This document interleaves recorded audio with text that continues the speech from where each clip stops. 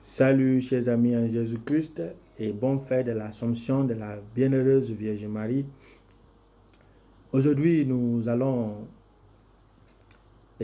partager autour de cette fête à travers des petits enseignements et des réflexions autour des lectures proposées par l'Église aujourd'hui. Et nous avons la révélation, nous avons la première lettre de Saint Paul aux Corinthiens chapitre 15. Nous avons l'évangile de Saint Luc chapitre 1, révélation pour la première lecture, la révélation, l'Apocalypse à partir du 12e chapitre. Et pour faire face à cette fête, nous avons des parties. La première partie, questions demandant des réponses au sujet de l'Assomption, 2, enseignements historiques et dogmatiques, et 3, la réflexion sur le texte du jour. Pour la première partie, nous avons les questions suivantes. L'Assomption est-elle scripturaire? 2, quel culte fait-on à la Bienheureuse Vierge Marie? Et 3, la Bienheureuse Vierge Marie a-t-elle connu la mort? Pour essayer de répondre, nous allons commencer par des enseignements historiques et dogmatiques.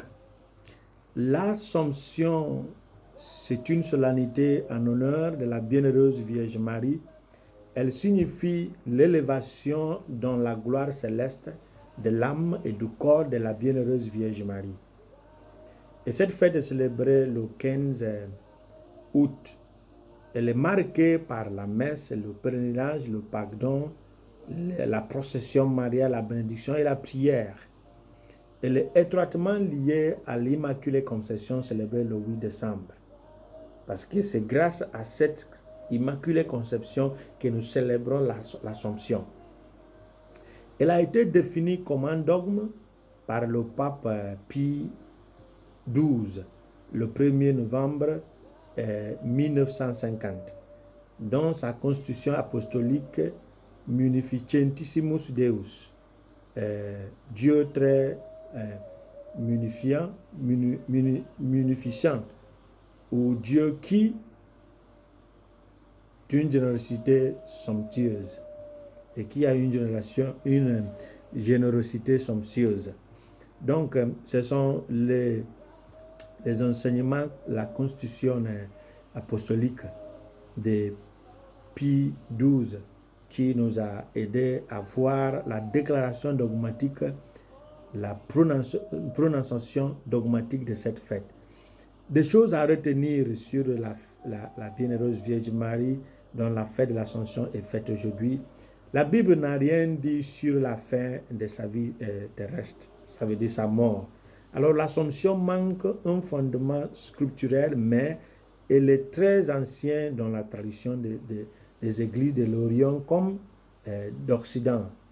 Elle est fêtée liturgiquement dès le 8e siècle. Avant d'être un dogme, l'Assomption de la Vierge Marie était une croyance reposant sur la tradition patristique et non sur des bases scripturaires, comme je viens de dire, reconnues par l'Église, les enseignements reconnus par l'Église, la tradition patristique. Troisième chose, ce sont des textes apocryphes et des légendes qui ont comblé les vides. Nous avons par exemple les Transitus Mariae, 200, la maison de la Vierge Marie. Ce sont les légendes que vous pouvez voir en ligne pour bien lire et comprendre le sens de cette fête. Nous avons Saint Éphrem de 373, Épiphane de Salamine de 310 à 403, et Grégoire de Tours. Ce sont les légendes qui parlent de l'origine de cette fête, qui pourront nous aider à bien comprendre son origine et sa tradition.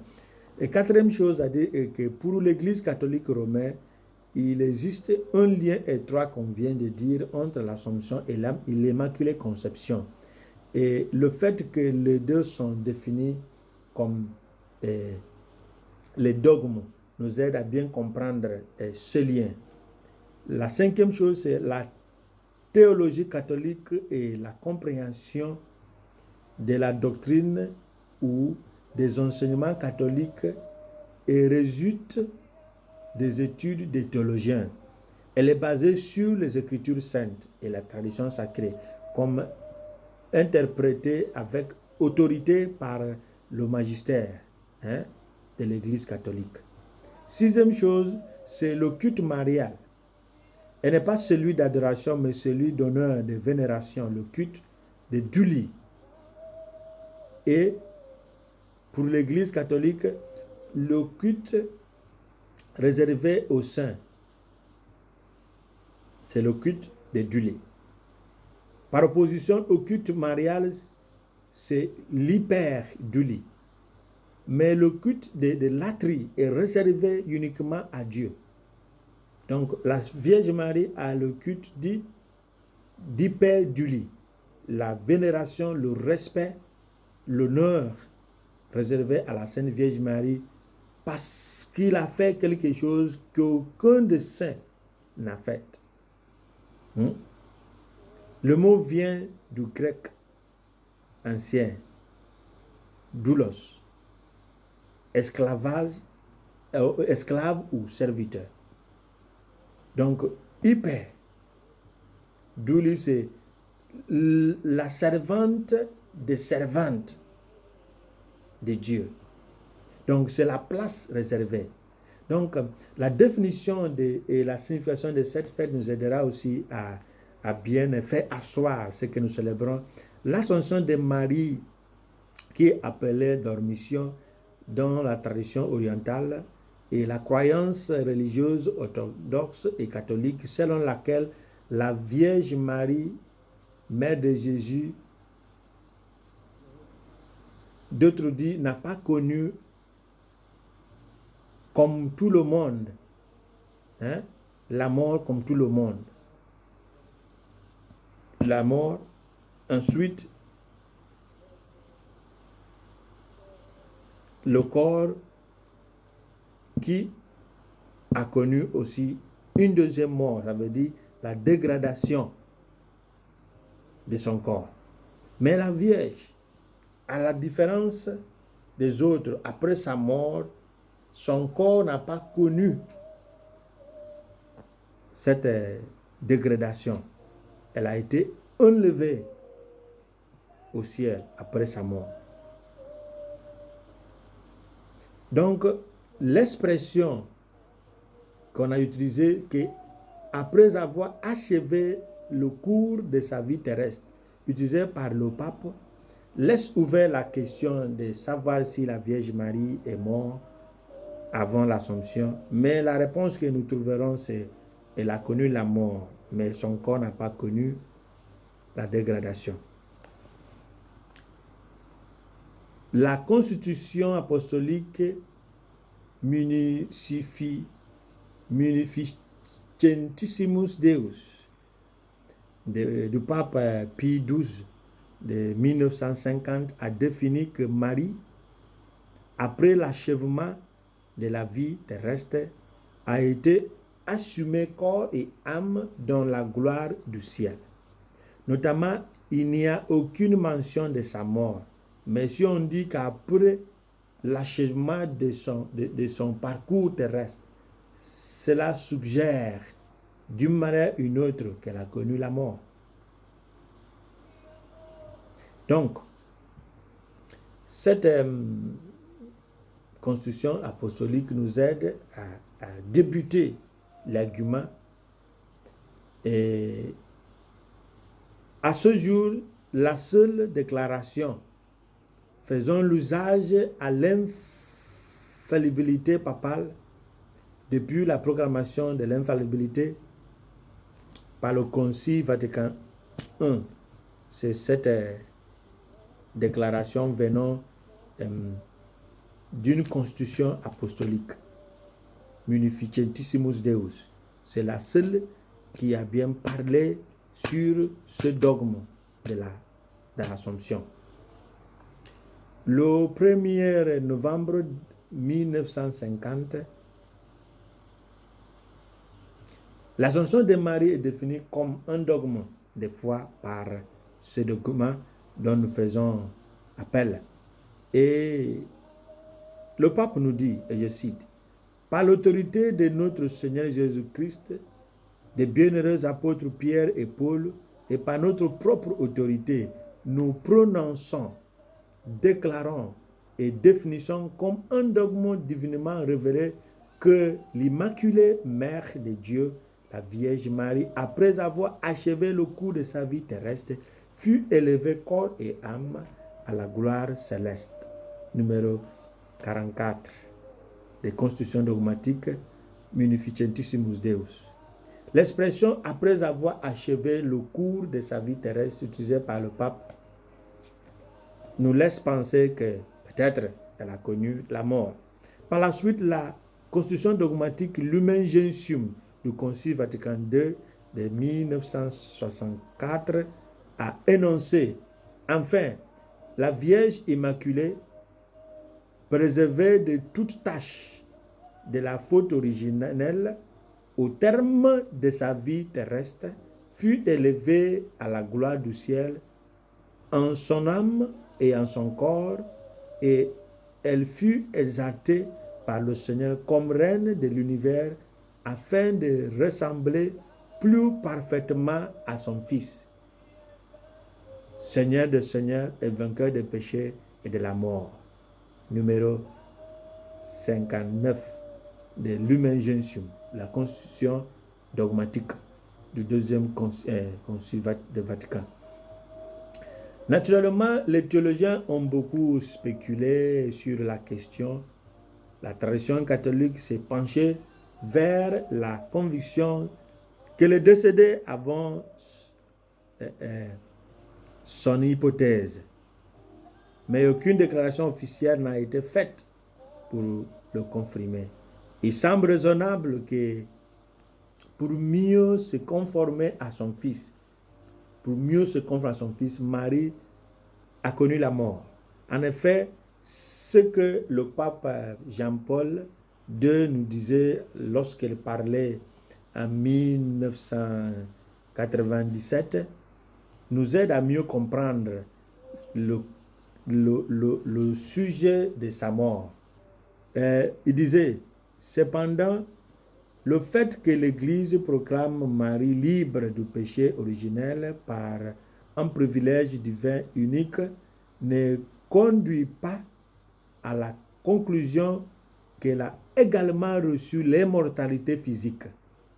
La mère n'est pas supérieure au Fils qui a subi la mort. Lui donnons un nouveau sens et la changeons en un moyen de salut. Impliquée dans l'œuvre rédemptrice du Christ et associée à son sacrifice salvifique, Marie a pu partager sa souffrance et sa mort pour le bien de la rédemption de l'humanité. Donc, par cet enseignement, le pape Jean-Paul II nous invite à comprendre que la Vierge a connu la mort, parce qu'elle ne doit pas être au-dessus de son Fils qui a connu la mort pour nous sauver. Donc, pour mieux participer d'une manière parfaite à cette œuvre, il fallait que son corps connaisse la mort. Donc, le message central du jour, c'est la victoire contre la mort. La leçon essentielle de l'Assomption, c'est la victoire contre la mort. Le dernier ennemi de l'humanité, c'est la mort, selon la première lettre de Saint Paul au Corinthiens chapitre 15, verset 26 en particulier. Donc, par la grâce de la mort dans le sang de Jésus, qui préfigure notre résurrection, Jésus a mis fin à la mort comme le dernier mot sur notre vie. Donc, celui ou celle qui a reçu le message de Gabriel, qui a conçu le Messie du monde, qu'il a mis au monde, dont Élisabeth a chanté son éloge, et qui a même protégé cet enfant jusqu'à sa mort, ne doit pas être laissé à la merci de la mort. Raison pour laquelle, logiquement, l'Église, par son autorité d'enseignement, nous invite à voir la raison pour laquelle ce corps n'a pas connu la dégradation. Mais elle a connu la mort comme tout être vivant. Grâce à l'humilité, grâce à l'obéissance de Marie, elle a remplacé l'étoile, l'ancienne étoile du matin, Lucifer, qui, faute de sa désobéissance et de son orgueil, a perdu sa place d'être l'étoile du matin. Et comme la première lecture nous invite à voir Marie qui a vaincu le dragon, qui représente le diable, qui est la source et l'origine du péché et de la mort. Nous introduisons maintenant dans cette victoire de la Vierge Marie, nous fait appel à la victoire du dernier jour grâce à notre résurrection que Jésus réalisera parce que ce qu'il a promis, il le fera. Demandons au Christ la grâce de voir en Jésus notre nouvelle vie. Et la fête de l'Assomption nous rassure que la résurrection dont nous parle Jésus sera une réalité parce qu'elle a déjà manifesté dans la vie de la Vierge Marie. Donc ce qu'il faut retenir par rapport à notre réflexion, c'est que nous fêtons la victoire contre la mort. Nous fêtons la force et l'autorité que Jésus a donnée à la Vierge Marie. Annulons le dernier mot qui est la mort détenue. Maintenant, la mort n'a plus le dernier mot sur notre corps. La résurrection détient le dernier mot. Parce qu'au dernier jour, Dieu nous ressuscitera. Demandons au Christ la grâce d'essayer de vivre selon les exigences de notre foi et de notre conviction. Et que la Sainte Vierge Marie intercède pour nous et que Dieu nous aide à vivre selon notre conviction. Mais la mort a une prise sur nous, mais d'une manière momentanée.